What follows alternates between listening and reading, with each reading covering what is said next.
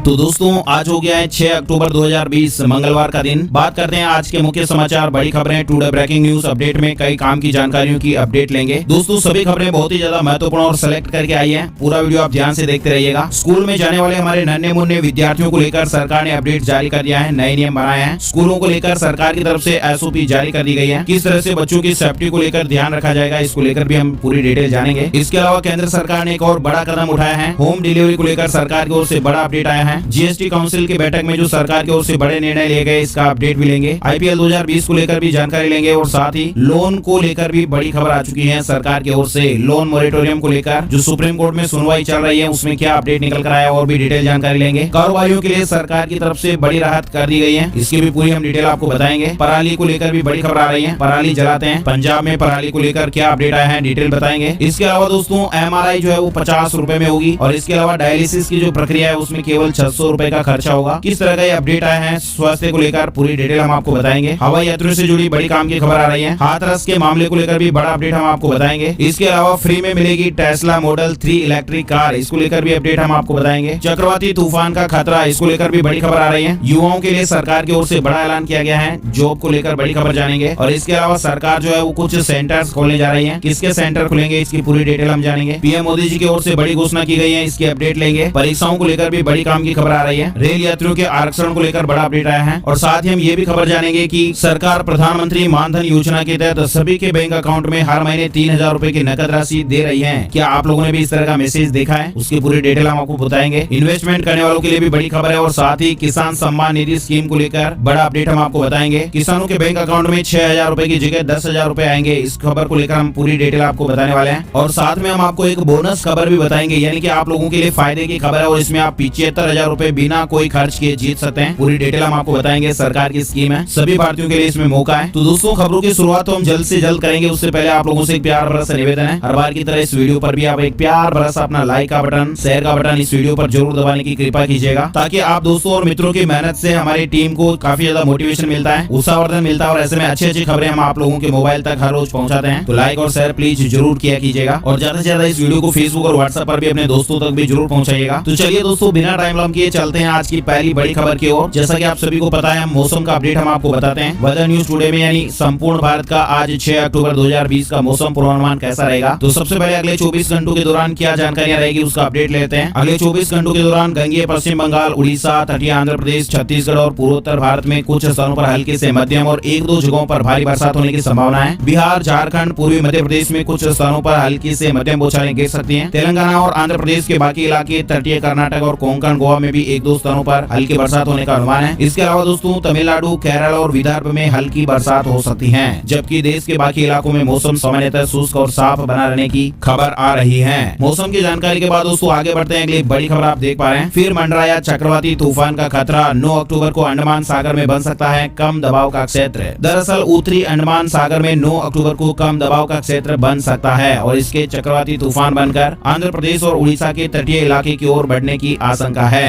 भारतीय मौसम विज्ञान विभाग ने चक्रवाती तूफान की शाखा ने रविवार को इस तरह की जानकारी दी है। साथ ही आपको ये जरूर बता दें कि हालांकि ये चक्रवाती तूफान आने की कोई भविष्यवाणी नहीं की गई है। कम दबाव वाले क्षेत्र से उड़ीसा और तटीय आंध्र प्रदेश में 11 से 13 अक्टूबर के बीच बारिश हो सकती है। दरअसल कम दबाव का क्षेत्र किसी भी चक्रवात का पहला चरण होता है और हालांकि ये जरूरी नहीं होता है कि कम दबाव का जो क्षेत्र है वो हर बार चक्रवाती तूफान में बदल जाए। फिलहाल वहाँ पर मौसम की जो स्थिति है वो मौसम विभाग ने इस तरह से बताई है। अच्छा अब दोस्तों आगे बढ़ते हैं। आप देख पा रहे हैं कि कोरोना संक्रमण पर WHO की रिपोर्ट आई है। दुनिया का बड़ा हिस्सा कोरोना की चपेट में आ सकता है। कुल आबादी में 10% लोग कोरोना वायरस से संक्रमित हो सकते हैं। विश्व स्वास्थ्य संगठन यानी WHO की रिपोर्ट के मुताबिक दुनिया की कुल आबादी में 10% लोग कोरोना वायरस से संक्रमित हैं। WHO के emergency head doctor Michael Ryan ने सोमवार को कहा कि एक अनुमान के मुताबिक दुनिया भर में 10 में से 1 व्यक्ति संक्रमित हो सकता है और इसका ये सीधा सा मतलब होता है दोस्तों कि दुनिया की जो बड़ी आबादी है वो खतरे में है। संक्रमण के रिस्क को लेकर शहरी क्षेत्र, ग्रामीण इलाकों और कुछ ग्रुप्स के आंकड़े अलग अलग हैं। एक अनुमान के मुताबिक दुनिया की कुल आबादी 760 करोड़ बताई जा रही है और WHO के मुताबिक इनमें 3 करोड़ 50 लाख से ज्यादा लोग संक्रमित हो चुके हैं। हालांकि लंबे समय से कुछ एक्सपर्ट ये कहते रहे कि संक्रमितों की संख्या अभी जितनी बताई जा रही है उससे कहीं ज्यादा है। आप लोगों ने भी इस तरह की बातें सुनी होगी और ऐसे में डॉक्टर रेयान ने कहा कि सतर्कता से कई लोगों की जिंदगियों को बचाया जा सकता है। साउथ ईस्ट एशिया में मामलों में बढ़ोतरी देखी जा रही है। यूरोप और पूर्वी भूमध्य सागरीय इलाकों में ज्यादा लोगों की जाने जा रही है। साथ ही WHO के रेयान ने चेतावनी दी है कि महामारी लगातार बढ़ती जा रही है और दुनिया अब मुश्किल ज्यादा दौर से गुजर रही है। ये तो आप देख ही पा रहे हैं कि कोरोना वायरस ने हम लोगों की जिंदगी में कितना बदलाव ला दिया है। लोगों के रोजगार से लेकर आर्थिक गतिविधियों पर किस तरह से कोरोना का प्रभाव देखने को मिल रहा है। अच्छा, बड़ी खबर देख पा रहे हैं कि रिसर्च में एक बात सामने आई है जिसमें बताया जा रहा है कि कोरोना मरीज के संपर्क में 5 मिनट भी अगर आप रहते हैं तो संक्रमण का वहां पर खतरा बढ़ जाता है। रिसर्च में इस तरह की बात सामने आई है कि कोरोना वायरस से संक्रमित मरीज के असुरक्षित संपर्क में सिर्फ अगर 5 मिनट भी रहते हैं तो जोखिम भरा हो सकता है। दरअसल नेताजी सुभाष चंद्र बोस मेडिकल कॉलेज अस्पताल के प्रिवेंटिव एंड सोशल मेडिसिन विभाग द्वारा किए गए शोध में इस तरह की बात सामने आई है। प्रोफेसर डॉक्टर नीलम टोपो की टीम ने शोध पत्र तैयार किया है। शोध से पता चला कि कोरोना मरीज के संपर्क में 5 मिनट रहने वाले भी कोरोना वायरस के संक्रमण की चपेट में आ गए। हालांकि सर्वाधिक एक्सपोजर यानी संपर्क का समय 30 मिनट का रहा। राजधानी दिल्ली में कोरोना वायरस के 1947 नए मामले सामने आए और राजधानी दिल्ली में अगर हम कुल मामलों की बात करें तो संख्या 2,92,560 हो गई है। अच्छा, साथ के साथ हम आपको ये भी बता देते हैं कि हमारे देश में इस वायरस से संक्रमित लोगों की जो कुल संख्या है वो 66,82,073 हो गई है। रात की बात दोस्तों ये है कि 56,59,110 लोग इस बीमारी से ठीक हो चुके हैं। इस वायरस से हमारे देश में अब तक 1,03,600 लोगों की जान जा चुकी है। बहुत ही खतरनाक ये वायरस है। 1,03,600 लोगों की हमारे देश में इस वायरस की वजह से जान चली गई है। कई लोगों ने अपनों को खोया है, तो ऐसे में सतर्कता और सावधानी बरतना फिलहाल जरूरी है। वही दुनिया भर में अपडेट आप देख पा रहे हैं कि फ्रांस में कोरोना के मामलों में फिर से बढ़ोतरी देखने को मिल रही है। पिछले 24 घंटे में भारत के बाद मेक्सिको में सबसे ज्यादा लोगों की जाने गई है। मतलब कि दुनिया में सबसे अधिक कोरोना से प्रभावित देश अमेरिका, भारत और ब्राजील है। लेकिन बीते दिन कोरोना के सबसे ज्यादा मामले जो है वो भारत, अमेरिका, फ्रांस और रूस में आ रहे हैं। पिछले 24 घंटों में दुनिया भर में 2,48,000 से ज्यादा नए मामले सामने आए हैं। वर्ल्डोमीटर के अनुसार दुनिया भर में इस वायरस से अब तक 3,53,00,000 लोग कोरोना संक्रमित हो चुके हैं। पूरी दुनिया में अभी 77 लाख से ज्यादा एक्टिव मामले हैं, यानी कि फिलहाल इतने लोगों का अस्पतालों में इलाज चल रहा है। 10,41,000 से ज्यादा लोगों ने अपनी जान इस वायरस की वजह से दुनिया भर में गंवा दी है। खबरों का सिलसिला आगे लगातार जारी है। स्कूलों के लिए सरकार ने एसओपी जारी कर दिए हैं। 2-3 हफ्ते तक बच्चों का कोई भी असेसमेंट नहीं होगा। इसके अलावा स्टूडेंट की जो इमोशनल सेफ्टी है उस पर भी ध्यान देना होगा। फंक्शन और इवेंट से टालने होंगे। मतलब दोस्तों, केंद्र सरकार ने स्कूल खोलने के लिए स्टैंडर्ड ऑपरेटिंग प्रोसीजर यानी एसओपी सोमवार को जारी कर दिए हैं और इसके मुताबिक 2-3 हफ्ते तक बच्चों का कोई भी असेसमेंट नहीं होगा। स्टूडेंट की मेंटल हेल्थ और इमोशनल सेफ्टी पर भी ज्यादा से ज्यादा ध्यान देना होगा। कैंपस में इमरजेंसी केयर टीम भी बनानी होगी। पेरेंट्स की सहमति से ही बच्चों को स्कूल बुलाया जाएगा। स्कूल खोलने के लिए सरकार ने नियम और दिशा निर्देश तय कर दिए हैं। आप देख पा रहे हैं कि हाइजीन के लिए ये करना होगा। सभी एरिया, फर्नीचर, स्टेशनरी की लगातार सफाई करनी होगी। स्कूल के अंदर इमरजेंसी केयर सपोर्ट टीम रहेगी, हाइजीन इन्फेक्शन टीम भी रहेगी। फिजिकल डिस्टेंसिंग के हिसाब से सिटिंग प्लान बनाया जाएगा। बच्चों, पेरेंट्स और टीचर्स के हेल्थ स्टेटस के बारे में रेगुलर अपडेट रहेगा। स्कूल क्या नहीं कर सकेंगे, मतलब फंक्शन और इवेंट नहीं कर पाएंगे। बिना मास्क बच्चे और स्टाफ को अलाउ नहीं किया जाएगा। एक ही समय पर बच्चों के और टीचर्स की एंट्री और एग्जिट मना होगी। पेरेंट्स की लिखित मंजूरी के बिना बच्चों को कैंपस में अलाउ नहीं किया जाएगा। अच्छा, स्कूलों को कौन सी सुविधाएं देनी होगी इसके बारे में भी आप देख पा रहे हैं। बच्चा घर से पढ़ाई करना चाहे तो इजाजत देनी होगी स्कूलों को। इसके अलावा एकेडमिक कैलेंडर में भी बदलाव किए जाएंगे। फ्लेक्सिबल अटेंडेंस और सीक लीव पॉलिसी जारी रहेगी। स्कूल में या फिर पास में हेल्थ केयर अटेंडेंट और नर्स और डॉक्टर की सुविधाएं देना जरूरी होगा। और हाँ दोस्तों, एसओपी है वो 2 हिस्सों में है। पहला हिस्सा स्कूल खोलने के दौरान बच्चों की हेल्थ सेफ्टी के बारे में और एसओपी का दूसरा हिस्सा सोशल डिस्टेंसिंग और एकेडमिक पहलुओं से जुड़ा है। इनकी डिटेल से और विस्तार से जानकारी आप इस वीडियो को थोड़ा सा रोक करके पढ़ सकते हैं। वैसे दोस्तों, आप लोगों को क्या लगता है, स्कूलों को खोल देना चाहिए या फिर अभी कुछ दिन इंतजार करना चाहिए? इंतजार करना चाहिए तो कितने दिनों का भी इंतजार करना चाहिए? कमेंट बॉक्स में अपने दिन और राय जरूर बताइएगा। चलिए आगे बढ़ते हैं दोस्तों। बड़ी खबर, केंद्र सरकार ने बड़ा कदम उठाया है और अब स्ट्रीट फूड की भी होम डिलीवरी की जाएगी। मतलब वेंडर्स की आर्थिक मदद होगी। वायरस महामारी के दौरान स्ट्रीट फूड का स्वाद लेने से पहले लोगों के मन में भी कई सवाल उठते होंगे। दूसरी तरफ कोरोना संकट के कारण लाखों जो हमारे स्ट्रीट फूड वेंडर्स हैं उन्हें भी काफी ज्यादा नुकसान उठाना पड़ा है और इन परिस्थितियों से वेंडरों को उबारने के लिए प्रधानमंत्री नरेंद्र मोदी जी ने स्ट्रीट वेंडर्स आत्मनिर्भर नीति यानी कि पीएम स्वनिधि के तहत शहरी विकास मंत्रालय में ऑनलाइन फूड ऑर्डर और होम डिलीवरी करने वाली कंपनी स्विगी के साथ करार किया है। केंद्र सरकार और स्विगी के बीच हुए एक करार के बाद स्ट्रीट वेंडर्स जो है वो खाने पीने के सामान का ऑनलाइन ऑर्डर लेने के बाद होम डिलीवरी कर पाएंगे और इससे जहां एक तरफ मंदी की मार झेल रहे इस सेक्टर को थोड़ा जीवन दान मिलेगा। इसके अलावा स्ट्रीट फूड खाने के जो शौकीन लोग हैं वो घर बैठे ही इनका स्वाद ले पाएंगे। मतलब जो आप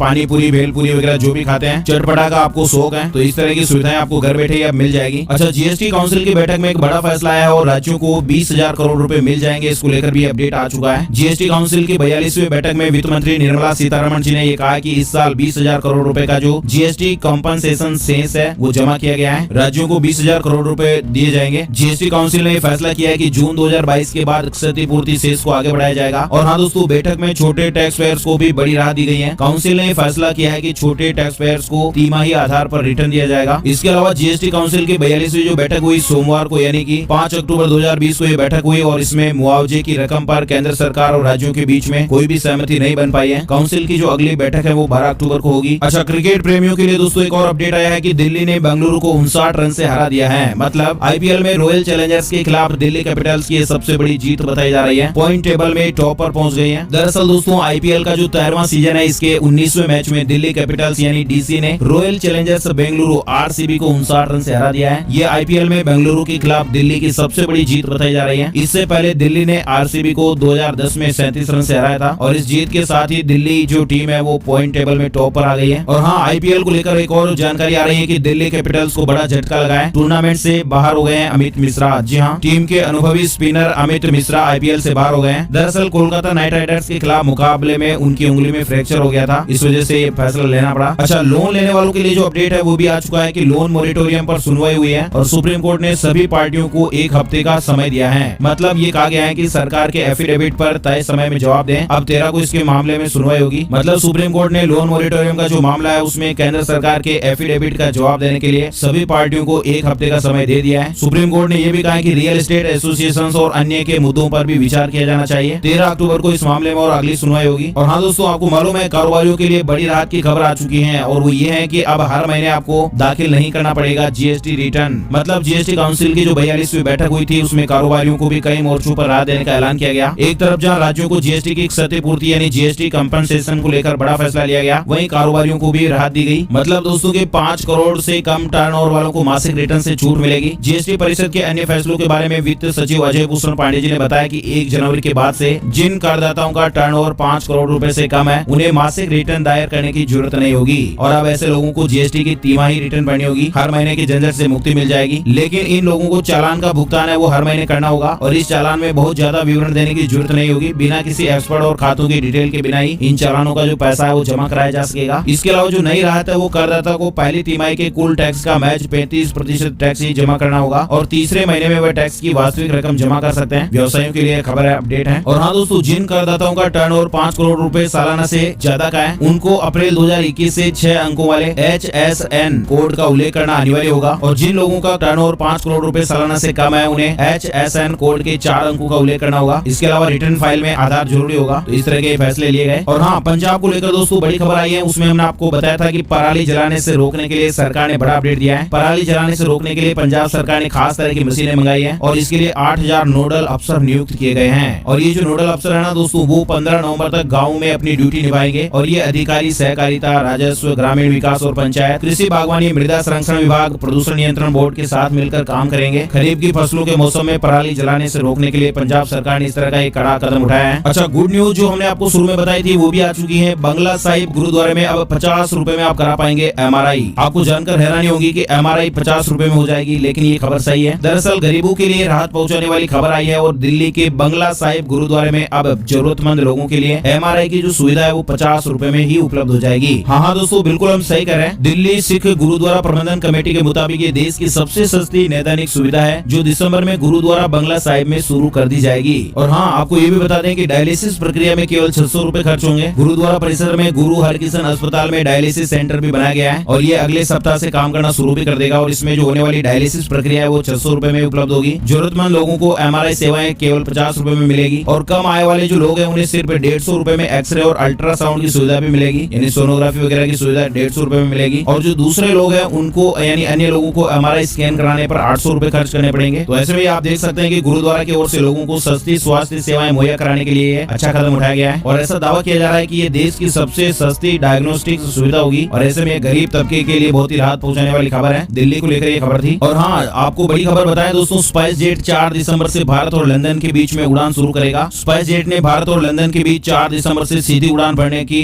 प्लानिंग बना ली है, शुरू करने की घोषणा कर दी है। और कंपनी के मुताबिक दिल्ली एवं मुंबई को लंदन के हीथ्रो एयरपोर्ट से जोड़ने के लिए वह नॉन स्टॉप फ्लाइट्स ऑपरेट करेगा। कंपनी के मुताबिक इसका जो शुरुआती ऑफर के तहत रिटर्न किराया है वो 53,555 रुपए से शुरू हो जाएगा। दिल्ली लंदन और मुंबई लंदन रूट पर एक तरफ का किराया 25,555 रुपए से शुरू होगा, जबकि लंदन दिल्ली और लंदन मुंबई रूट पर यह 29,555 रुपए से शुरू होगा। और हाँ दोस्तों, एक बड़ी दुखदायी खबर आ रही है कि पुलवामा के पंपोर में सीआरपीएफ टीम पर आतंकी हमला हुआ। 2 जवान इसमें शहीद हो गए, 3 घायल बताए जा रहे हैं। बताया जा रहा है कि पंपोर के कांदीजल ब्रिज पर सीआरपीएफ टीम की 110वीं बटालियन और जम्मू कश्मीर पुलिस के जवान रोड ओपनिंग पर तैनात थे और तभी इन बदमाशों ने अंधाधुंध फायरिंग शुरू कर दी। हमारे जो 3 जवान है वो घायल बताए जा रहे हैं। हैं। 2 हमारे वीर जवान शहीद हो गए इसमें। जम्मू कश्मीर के एलजी मनोज सिन्हा जी ने भी ये कहा है कि हमारे वीर जवानों का जो बलिदान है वो व्यर्थ नहीं जाएगा। शहीद जवानों में एक यूपी के रायबरेली के हैं शैलेंद्र प्रताप सिंह। आर्थिक सहायता और नौकरी का ऐलान हुआ है। परिवारजनों के लिए सहायता और सरकारी नौकरी देने की घोषणा की गई है। हाथरस को लेकर अपडेट आप देख रहे हैं। एपी सिंह लड़ेंगे हाथरस के आरोपियों का केस निर्भया मामले में। आप लोगों ने इन वकील साहब का नाम बहुत ज्यादा सुना होगा। निर्भया केस से ये वकील साहब काफी ज्यादा फेमस भी हो गए थे। इनका नाम एपी सिंह है। ताजा जानकारी आ रही है कि अब हाथरस केस में आरोपियों की तरफ से वकील के तौर पर ये केस लड़ेंगे। खबर है कि आरोपियों की वकालत के लिए एपी सिंह को अखिल भारतीय क्षत्रिय महासभा के द्वारा वकील नियुक्त किया गया है। और हाँ, सुप्रीम कोर्ट में हाथरस कांड पर आज सुनवाई होगी और पुलिस अधिकारियों के खिलाफ एफआईआर की भी मांग की गई है। उत्तर प्रदेश के हाथरस जिले की जो घटना है वो आप सभी जान रहे हैं। देश को झकझोर करके रख दिया है। एक बिटिया की जान ले ली गई, उसके साथ क्या कुछ नहीं किया गया। जिसने भी इस घटना के बारे में सुना, जानकारी ली, वो स्तब्ध है। पीड़िता को जल्द से जल्द न्याय मिले, इसी आस में हम उम्मीद लगाए बैठे हैं। अच्छा, शुरू में हमने आपको बताया था कि फ्री में आपको कार मिलेगी।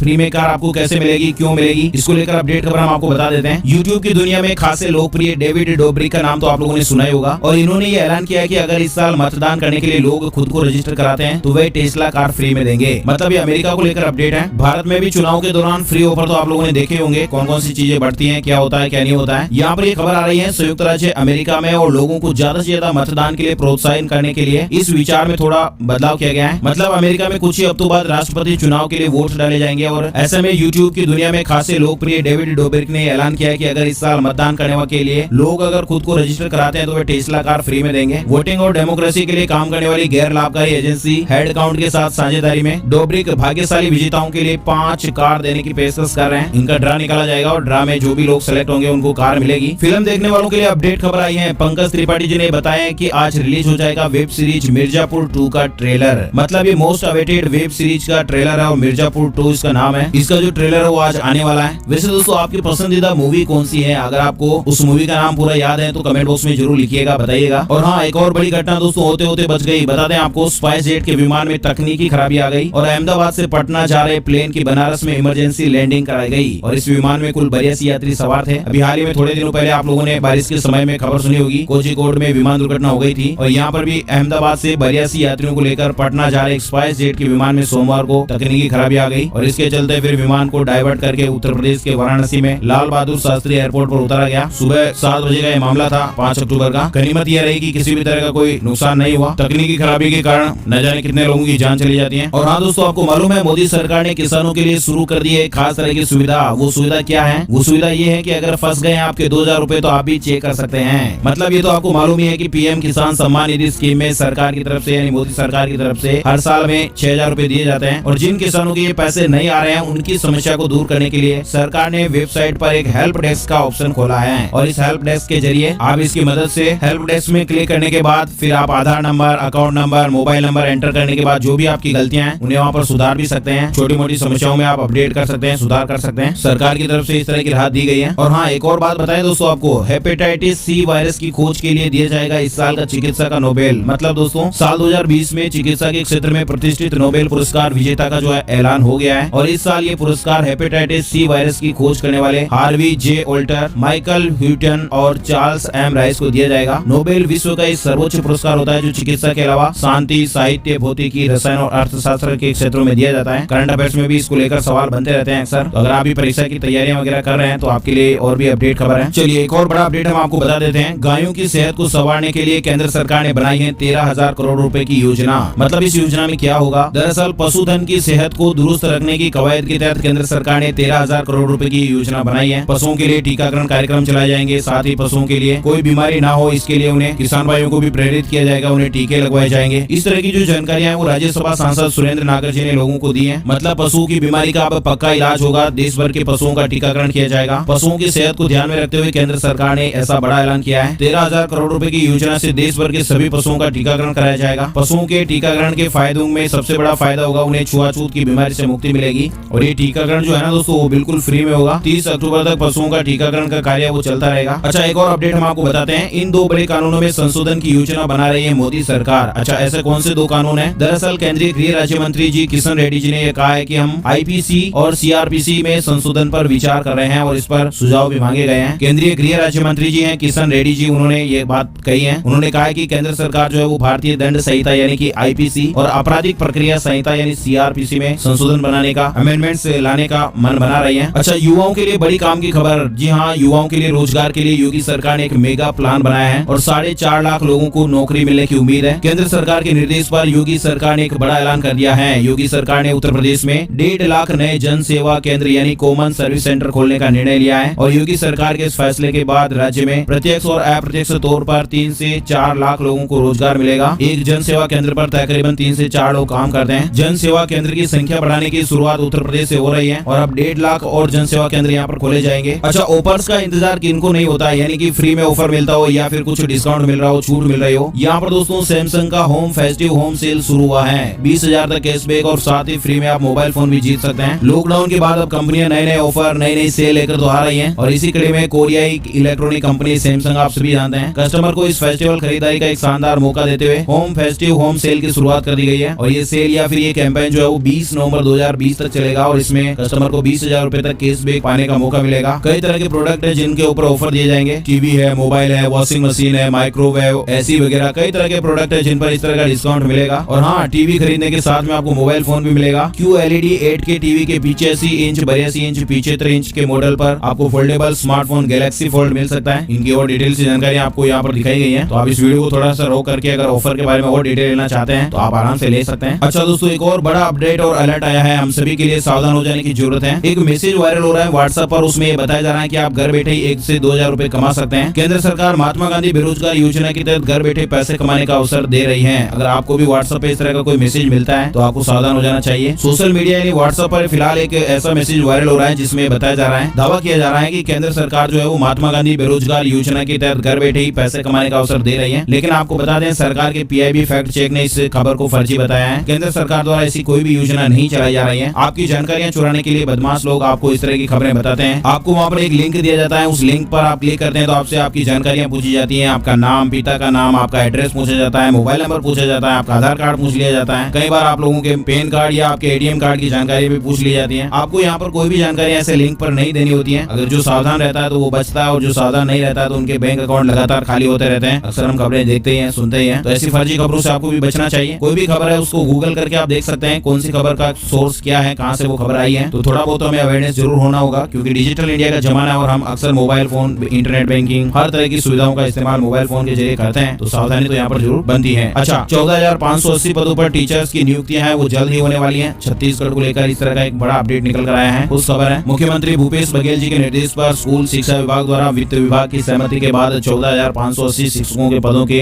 नियुक्ति के संबंध में आदेश जारी हुआ है। और हाँ, जो दोस्तों और मित्र कार चलाने के शौकीन है, हुंडई की कार है क्रेटा, इसको लेकर अपडेट आप देख पा रहे हैं। हुंडई ने क्रेटा का बेस वेरिएंट लॉन्च किया और 17,000 रुपए इसकी कीमत कम हुई है। फिलहाल कंपनी ने क्रेटा के बेस वेरिएंट को लॉन्च किया और इसकी कीमत वर्तमान में मौजूद वेरिएंट से करीब 17,000 रुपए कम तय की गई है। इसके अलावा प्रतियोगी परीक्षार्थियों में क्लेट रिजल्ट 2020 जारी हो गया है। आप वेबसाइट पर जाकर चेक कर सकते हैं और काउंसलिंग के लिए जो रजिस्ट्रेशन है वो आज सुबह 9 बजे से चालू हो जाएंगे। आपको मालूम है, देश भर के 22 राष्ट्रीय विधि विश्वविद्यालयों में UG और PG लॉ पाठ्यक्रमों में प्रवेश के लिए आयोजित कॉमन लॉ एडमिशन टेस्ट यानी क्लेट 2020 के रिजल्ट आप ऑफिशियल वेबसाइट पर देख सकते हैं। इसके अलावा उड़ीसा में संयुक्त प्रवेश परीक्षा के लिए एडमिशन कार्ड जारी हो गए हैं। उड़ीसा OJEE एडमिट कार्ड 2020 को लेकर ये अपडेट है। और हाँ दोस्तों, BHU एग्जाम रिजल्ट 2020 भी जारी हो गया है। प्रवेश परीक्षा का परिणाम है वो जारी हुआ है। BA, BSc, BCom, लॉ और एग्रीकल्चर समेत अन्य के रिजल्ट जारी हुए हैं। बनारस हिंदू यूनिवर्सिटी के स्नातक स्तरीय विभिन्न परीक्षाओं के जो परिणाम है वो घोषित कर दिए गए हैं। अच्छा, ब्रिक्स समिट 2020 को लेकर अपडेट आ चुका है। 17 नवंबर को ब्रिक्स शिखर सम्मेलन वर्चुअल में भाग लेंगे PM मोदी जी और चीनी राष्ट्रपति शी जिनपिंग। ब्राजील, रूस, भारत, चीन, दक्षिण अफ्रीका यानी ब्रिक्स समूह की 12वीं शिखर बैठक है वो 17 नवंबर को वीडियो कॉन्फ्रेंसिंग के माध्यम से आयोजित की जाएगी। इसके अलावा इंडियन रेलवे को लेकर जो बात है वो नई निकल कर आ रही है कि नए आरक्षण केंद्र खोलने के मूड में फिलहाल रेलवे नहीं है, क्योंकि आधुनिक डिजिटल युग में मैनुअल टिकट बुकिंग में भारी गिरावट तो आ ही रही है। आपको पता है कि रेलवे स्टेशन के बाहर या फिर रेलवे स्टेशन पर टिकट वगैरह बुक करने में भीड़ काफी कम होती जा रही है, क्योंकि डिजिटल युग में लोग ज्यादा से ज्यादा मोबाइल फोन से ही टिकट बुक करा रहे हैं। हालांकि पुराने जो आरक्षण केंद्र है उनको फिलहाल बंद तो नहीं किया जाएगा, लेकिन समय के साथ घटती उपयोगिता के चलते उनकी संख्या में कमी हो सकती है। जनरल टिकटों की भी ऑनलाइन सुविधा होने से मैनुअल टिकट बुकिंग में काफी ज्यादा कमी आई है और सरकार ऐसा मानती है कि वे फिजूल खर्ची होती है। आरक्षण केंद्र खोलने और कर्मचारियों की तैनाती करने में खर्चा और ज्यादा होता है। ऑनलाइन सुविधा होने से मैनुअल टिकट बुकिंग में काफी कमी देखने को मिल रही है, तो इसलिए नए आरक्षण केंद्र खोलने के मूड में फिलहाल भारतीय रेलवे नहीं है। अच्छा, टेलीकॉम सेक्टर को लेकर अक्टूबर महीने में BSNL अपने यूजर्स को 25% एक्स्ट्रा डेटा दे रहा है। इसके लिए कोई भी चार्ज एक्स्ट्रा नहीं लगेगा। BSNL कॉर्पोरेशन के 20 साल पूरे होने पर अक्टूबर महीने को कस्टमर डिलाइट मंथ की तरह सेलिब्रेट किया जाएगा और इसके तहत कंपनी अपने यूजर्स को अक्टूबर महीने में 25% ज्यादा डेटा देगी और इसकी वैलिडिटी 30 दिन से ज्यादा है। डिटेल और आपके सामने है। इसके अलावा एक और फर्जी खबर चल रही है सोशल मीडिया पर, उसमें ये बताया जा रहा है कि केंद्र सरकार प्रधानमंत्री मानधन योजना के तहत सभी के बैंक अकाउंट में हर महीने 3000 रुपए की नकद राशि दे रही है। अब आप खुद सोच सकते हैं कि हर महीने 3000 रुपए की नकद राशि कैसे देगी सरकार। इस तरह का जो दावा है वो फर्जी है। सभी के बैंक खातों में नहीं मिल सकते हैं। प्रधानमंत्री मानधन योजना के नियम और दिशा निर्देश हैं, उनके तहत जो पात्र लोग हैं वो आवेदन करते हैं और उसमें जो पात्रता रखते हैं लोग, उनको ही इस तरह की राशि मिल सकती है। सभी लोगों के बैंक अकाउंट में पैसे मिल जाएंगे, ये बात तो हजम ही नहीं होती है, लेकिन इस तरह की खबर चल रही है। तो यहाँ पर भी पीआईबी ने फैक्ट चेक करके बताया कि इस तरह का जो दावा है वो फर्जी है। केंद्र सरकार ऐसी किसी भी योजना के तहत प्रतिमाह 3000 रुपए नहीं दे रही है। अच्छा, न्यू फोल्डेबल फोन को लेकर एक और अपडेट आया है। 1,25,000 रुपए की कीमत के साथ में लॉन्च हो गया है आपका मोटोरोला रेजर 5G। कंपनी यहाँ पर 26,000 रुपए कम में खरीदने का मौका दे रही है। उसकी जानकारी आप यहाँ पर इस वीडियो को थोड़ा सा रोक करके पढ़ेंगे, देखेंगे तो आपको फायदा मिलेगा। इसके अलावा ऐसी रिपोर्ट आ रही है कि महिंद्रा थार को चुनौती देने के लिए जल्द ही मारुति सुजुकी की एस डोर एसयूवी जिम्नी भारतीय बाजार में दस्तक दे सकती है। देखते हैं कब आती है इस तरह की कार। अच्छा, शुरू में हमने आपको बताया था इन्वेस्टमेंट वालों के लिए भी खबर है, तो यहाँ पर खबर जो है वो एंजल ब्रोकिंग को लेकर आ रही है। एंजल ब्रोकिंग शेयर्स के आईपीओ में निवेश करने वालों को भारी नुकसान उठाना पड़ गया। इश्यू प्राइस से 10% से ज्यादा की गिरावट देखने को मिली। आखिर में ऐसा नुकसान हो गया। वही आपको बता दें, पीएम किसान सम्मान निधि को लेकर अब किसानों के बैंक अकाउंट में 6000 की जगह आएंगे 10,000 रुपए। देखो भाई, सभी किसानों के बैंक अकाउंट में तो ये 10,000 रुपए नहीं आने वाले हैं, लेकिन एक ऐसा राज्य है मध्य प्रदेश जहाँ पर किसानों को 6000 रुपए के बजाय 10,000 रुपए मिलेंगे, क्योंकि वहाँ की सरकार जो है वो 4000 रुपए अलग से और किसानों को देगी। बाकी केंद्र सरकार की तरफ से 6000 रुपए तो हर साल दिए ही जाते हैं, लेकिन मध्य प्रदेश के किसानों को प्रधानमंत्री किसान सम्मान निधि योजना के तहत कुल 10,000 रुपए मिलेंगे। इस तरह का अपडेट हाल ही में आया था और लगातार इसको लेकर अपडेट खबरें चलती रहती हैं, इसलिए हम आपको भी बताते हैं। अच्छा, इसके अलावा आलू की महंगाई से राहत मिलने के फिलहाल आसार नजर नहीं आ रहे हैं। बरसात के मौसम खत्म होने के बाद सब्जियों के दामों में गिरावट आ सकती है। नवरात्रि का मौका और देश में रेस्टोरेंट खुलने से खपत बढ़ेगी और ऐसे में तेजी की संभावना जताई जा रही है। अच्छा, अब हम आपको दो बड़ी बोनस खबरें बताते हैं। पहली बड़ी खबर है logo contest for national recruitment agency. अभी सरकार ने हाल ही में नेशनल रिक्रूटमेंट एजेंसी को लेकर देश को जानकारी दी थी। यहाँ पर ये खबर आ रही है कि सरकार जो है वो लोगो कॉन्टेस्ट आयोजित कर रही है, यानी कि नेशनल रिक्रूटमेंट एजेंसी है, इसके लिए आपको एक लोगो बनाना है। यानी जैसे एसबीआई बैंक का लोगो होता है, पंजाब नेशनल बैंक का लोगो, या फिर कोई भी गवर्नमेंट का डिपार्टमेंट है उसका लोगो रहता है, ऐसा ही आपको लोगो डिजाइन करना है और वो लोगो आपको बनाकर 31 अक्टूबर से पहले आपको सबमिट कर देना है। इसके लिए सरकार की वेबसाइट है mygov.in, इस पर आपको इस प्रतियोगिता की पूरी जानकारी मिल जाएगी। और अगर आपका लोगो सिलेक्ट हो जाता है तो आपको 25,000 रुपए का प्राइज मिलेगा। सभी भारतीयों के लिए इसमें मौका है। इसके नियम और शर्तें भी बनाए गए हैं। इसी तरह से एक और सरकार की स्कीम चल रही है जिसमें आपको टैगलाइन सजेस्ट करना है सरकार को, और इसमें अगर आपका टैगलाइन सेलेक्ट हो जाता है तो 50,000 रुपए आप जीत सकते हैं। इसकी लास्ट डेट 19 अक्टूबर 2020 है। टैगलाइन आप सभी समझते हैं, डिपार्टमेंट का जो लोगो होता है उसके नीचे उसकी एक छोटी सी लाइन लिखी हुई रहती है। जैसे LIC का